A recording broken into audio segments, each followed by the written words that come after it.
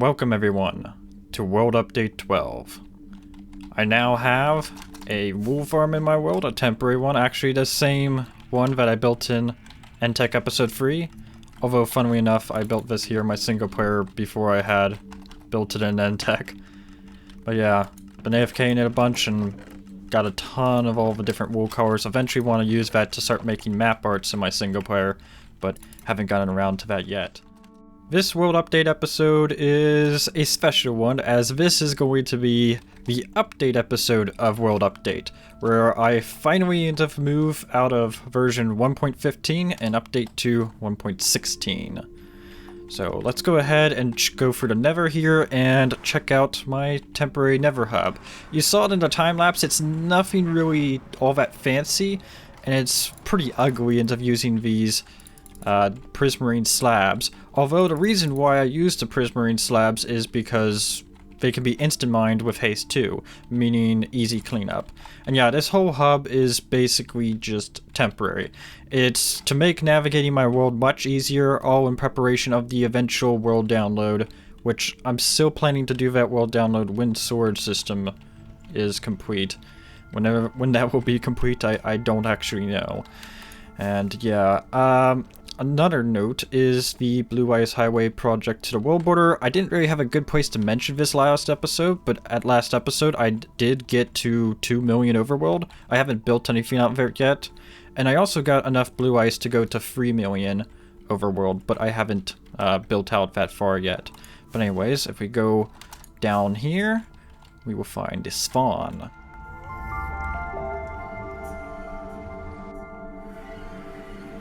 And I want to go ahead and visit my Shulker mob switch, as it has gotten a renovation since the last episode.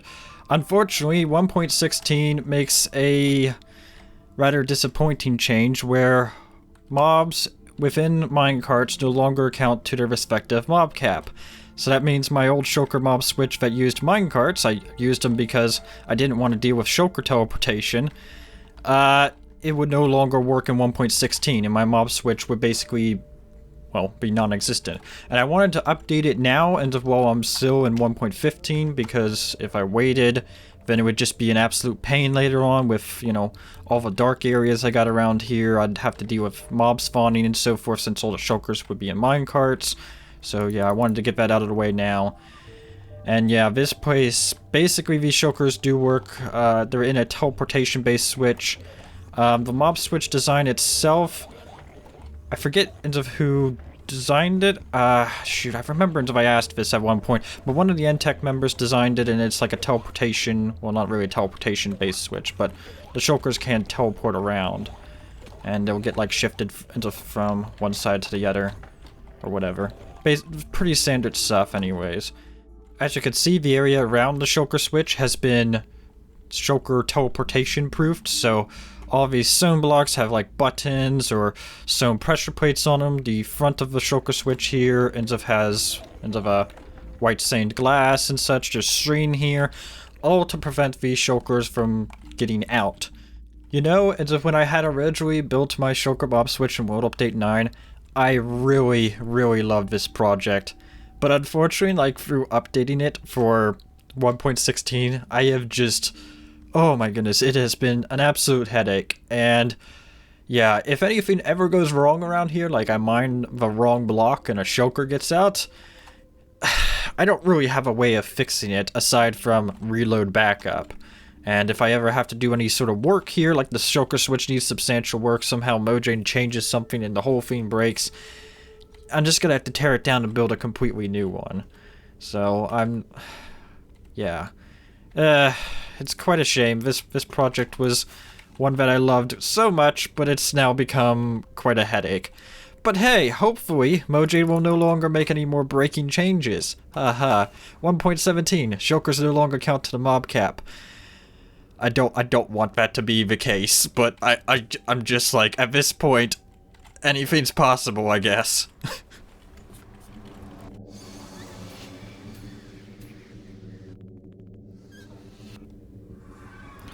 1.16 also fixes zero-tick farming, or the zero-tick farming exploit, which at my ice farm I utilized to get me a bunch of bamboo and cactus in order to fuel my furnace XP haul to repair my pickaxes. And, well, before I go off and update it, I wanted to go ahead and, of course, update all that. As you can see down here, I completely rebuilt the furnace XP haul. I used to have 112 furnaces. Now I have double that at 224 because I was running into some issues previously where I didn't have enough furnaces. Like if I AFK'd my ice farm for like a good 24 hours and used up nearly all the pickaxes, I'd actually didn't have enough furnaces to repair them all in one go. But yeah, I'm gonna use /C here and we can go ahead and see the bamboo farm over here along with the cactus farm. And yeah, this bamboo farm is the same one essentially that I built in... Ooh, these pistons are suck. Doesn't look like it's anything major. Oh, slimes got detached. But that'll fix itself on the next cycle, so it should be fine, it should be fine. So long as I don't see like a double-headed piston and such. Getting a little sidetracked there. This bamboo farm is the same one as that we built up in NTech Episode 1 on the original NTech map. RIP NTech Season 1. And yeah, instead of 6 layers of this, we have 4. And the cactus is made to match it. And you can see I did not opt for El Mango's cactus farm design again. That thing was an absolute hell to build, so I instead just decided to build this one. A little less space dense, but just as efficient when it comes down to cactus per cactus plant.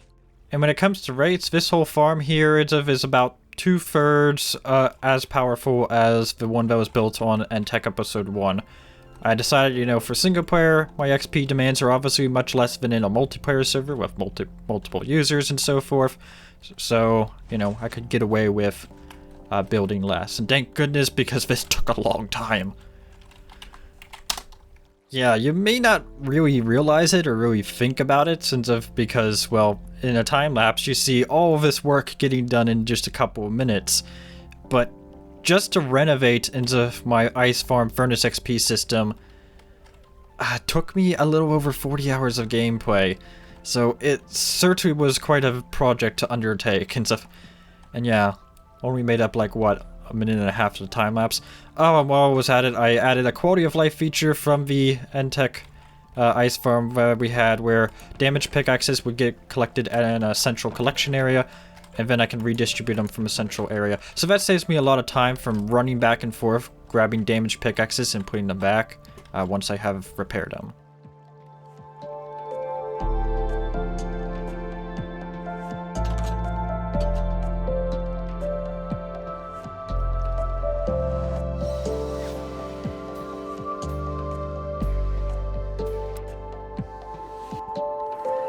Alright, now we're back at base. We're basically ready to begin the process of updating to 1.16.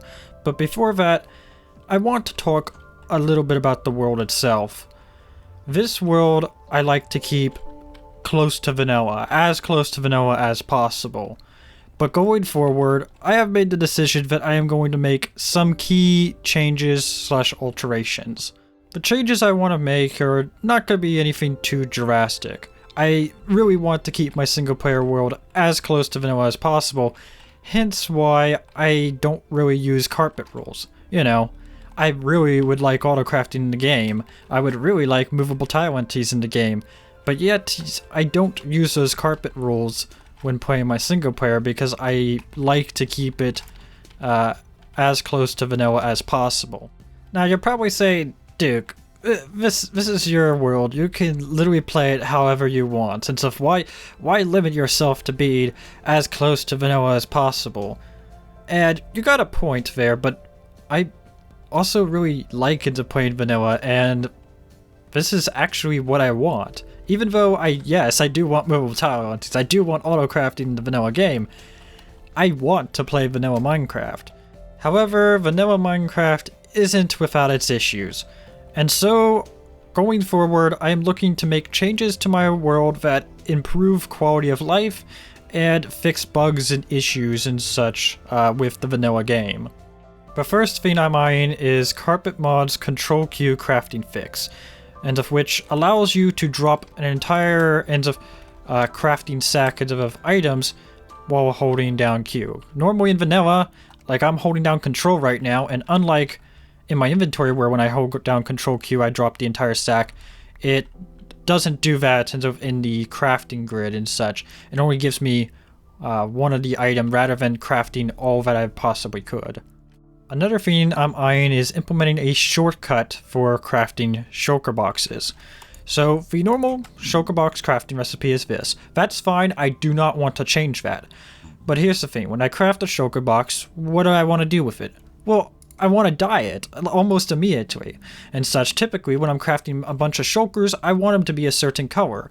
So what I'm looking to do is create a data pack that allows me to craft dyed shulkers. So normal shulker box recipe plus a dye, and then for example with this I'd be able to craft white shulker boxes. Another thing I'm looking to do, although I'm not entirely sure how I feel about this right now, is, well, you see in the vanilla game, zombies spawn in caves and dark places, obviously. Zombies commonly also pick up items. And somehow, these zombies that spawn randomly in these caves pick up items, and because they picked up an item, they're now persistent, they no longer count to the mob cap, and they'll never despawn. And they simply add to the lag of my world. Around here at the base, I've done a good job of finding zombies and such, but despite my mob switch being active, 0.2 ms ends up dedicated to zombies. At my ice farm, it's like 3 milliseconds. So I'm considering maybe looking towards using like a data pack in order to fix this somehow, presumably by setting zombies so they can't pick up items. I think that's probably the least like destructive fix. Oh yeah, and like in 1.16, I'm pretty sure Endermen that pick up blocks also become persistent for some reason. I don't know why Mojang made that change. So Endermen are gonna have the same problem as zombies. And it means whenever I have my mob switch off, there's a good chance there's just gonna be these mobs that just get sucked in the world, and they're just stuck there and they never despawn and I can't do anything about them. Now of course, my shulker mob switch does help mitigate this quite a bit, but you know, sometimes I need to turn that off to run farms and such, and it is really annoying having all these zombies, all these monsters become persistent and just continuously become a sort of performance tax on my world. Yeah, I'm not experiencing lag in my world yet, but I really just don't like that. It's really, really annoying. So, I don't know. I'm considering maybe doing that, and then, I don't know, maybe I could make a Sarpic script or whatever to find the coordinates of like the remaining zombies in my world, and just go there manually to kill all of them off in order to regain the performance that they've stolen from me. Maybe? I don't know. I'm a bit more on the fence with that one, but it's just like, it's an issue with the vanilla game, and it just gets worse and worse the more you play in an area and stuff. Just more and more zombies tend to pile up. Alright, I'm ready. It's time to take this world to 1.16. Now, before I update to 1.16, there was one last thing I was originally looking to do, and that was to prune my world of chunks that I no longer need. Areas mainly in like areas I've only visited once and while exploring, since you know that stuff's just kind of bloating the world file size. But I've made a last minute decision to forego pruning the world this time. Well, here we are once again. Gonna go ahead and select it, hit edit, optimize world. And this time we're not gonna bother with erasing the cache data.